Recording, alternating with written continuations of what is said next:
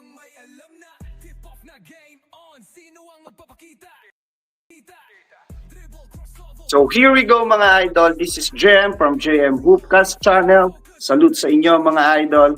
So ngayon mga idol, pag-usapan natin itong topic natin na about sa paano nanalo ang Ginebra dito sa dumating na Game 5 PBA Finals. Okay? Again, this is JM and salute mga idol. So ngayon mga idol, pag-usapan natin or sasabihin ko kung ano yung mga nakita ko. Again, mga idol, this is my own opinion. And ito yung nakita ko sa pag-analyze ng game between the Ginebra versus Tokentex and kung paano nanalo ang Ginebra, mga idol. So ngayon, mga idol, here's the thing. Okay? Yung Ginebra, mga idol, naglaro sila ng slow start. Okay? Dahil sa past game ng Tokentex, good thing mga idol, nag-timeout dito si Coach Tim Cone sa first quarter. Kung maaalala nyo to mga idol. And then that time, dun sa timeout niya sa first quarter, I think mga 2 to 3 minutes mga idol, dun nakapag-adjust si Coach Tim Cone at naglaro siya ng small ball na para makasabay siya sa ginawa ng Tokentex. Nakita natin mga idol, during the first quarter, nag-struggle si Jet Troy Rosario. And pinalitan siya ni Malonzo. Okay? And that's the good thing for Coach Tim Cone na nag-swap ng minuto si Malonzo and Troy Rosario. Okay? And then dito sa defense na ginawa ng Ginebra, okay? The defense of Ginebra mga idol is ginagawa nila is to keep RHJ lockdown mga idol. Kaso ang problema yung mga local players ng Tokentex ang gumagana, especially kay Nambatak. And ito yung first and second quarter na nakita ko mga idol during the game of PBA Finals Game 5 Series. Okay? Then ito yung pinakamaganda mga idol.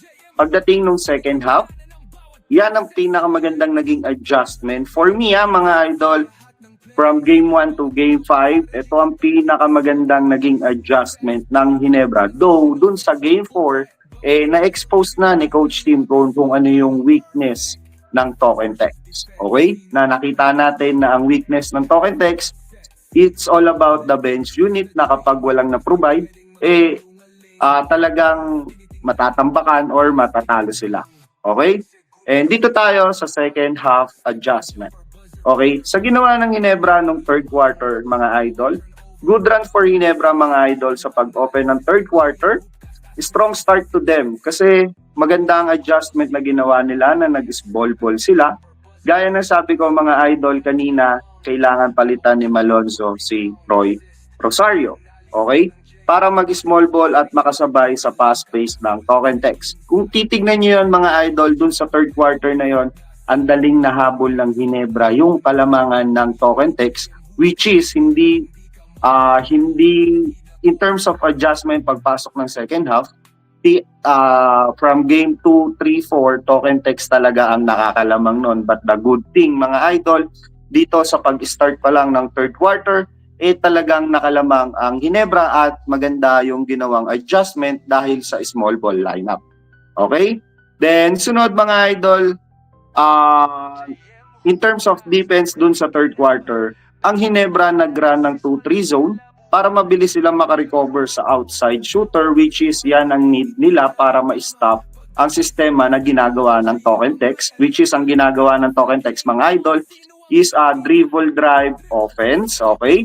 Then most of them they want a kick out pass para they want a kick out pass doon sa wing, okay, para may wide open shot. But the good thing, yung adjustment na ginawa ng Ginebra, which is the 2-3 zone, mga idol, is nag-effect, okay, and lahat yon nakaka-recover yung mga player ng Ginebra, and as long as they can challenge the shooters, ginagawa nila. And kung titignan naman natin yung iba doon, may wide open pa rin sa Tokentex, kaso hindi pumapasok mga idol.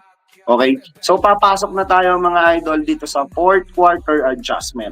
Okay, dito sa fourth quarter adjustment mga idol, talagang Ginebra nag-stick sa adjustment na ginawa nila from third quarter na small ball lineup, and nag-stick sila sa 2-3 defense na sobrang naging effective for Ginebra, kaya nila nakuha ang kalamangan. And mga idol, good thing, okay? Sa ginawa ng Ginebra is nawala ang isang Nambata, isang RHJ, and not only for RHJ and Nambata, nawala din sila Pugoy and Oftana in terms of offense na nakita natin talaga yan sa fourth quarter. Kasi kung titingnan natin mga idol, itong si RHJ, sa whole fourth quarter mga idol, nakapag-provide lang ng 4 points, okay? And dito mga idol, in overall natin mga idol, kung titingnan natin itong game 5, Ginebra knows the weakness of Token Tex, and now kapag ganito pa rin ginawa ng Ginebra mga idol, masasabi ko na mag-champion sila at makukuha nila yung game 6, okay? Sa game 6 bukas, okay? Then gaya ng sinasabi namin or sinasabi ko with paring BD Kings, paring Chris na simula game 1, yung game plan ng Ginebra, okay, na nandun pa rin na nakikita natin na kapag si RHJ 20 points pababa lang ang production, talagang matatalo ang Token Tex. Okay? So ngayon mga idol, kapag ganito ang pinakita ng Token Tex, gaya na sinabi ko na kapag itong si RHJ na kapag less production of his offensive side, talagang possible ito sa game 6 mga idol is kaya nang kunin ng Ginebra. And we know naman mga idol, kung titignan natin from game 1, okay? From game 1, 2, 3, 4, wala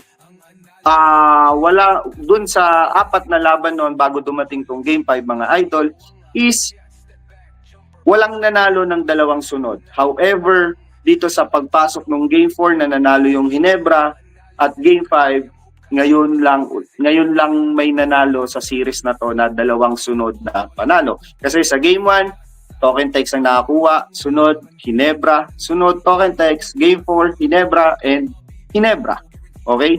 Ngayon mga idol, for me, my prediction is for Ginebra right now this coming game 6 kasi na-expose ng Ginebra from game 4 to game 5 kung ano talaga yung weakness ng Token Tex. Ngayon mga idol, hanggang dito na lang muna tayo mga idol. This is JM from JM Hoopcast channel.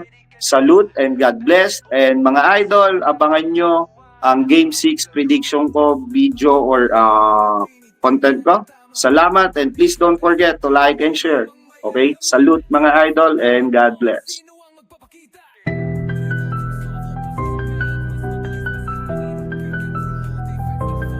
JM Hoopcast, ready ka na ba? Basketball analysis, walang kalabuan. Bawat laro, bawat galaw, tinitingnan ang tama. Pagdating sa basketball, JM ang may alam na. Tip-off na game on, sino ang magpapakita? Dribble, crossover, pasok sa paint, mas mabilis pa sa hangin. Pick and roll, defense nakafocus. Pero JM Hoopcast, tinitingnan na ng bawat process. JM Hoopcast, game insights sa lahat ng plays. Bawat galaw, bawat strategy, kitang-kita sa mga ways. Fast break, transition offense, triple threat. Bawat detail, ibibigay, walang labis, walang kulang, perfect. Offense versus defense, sino ang may edge? Half court set, sino ang mag-lead?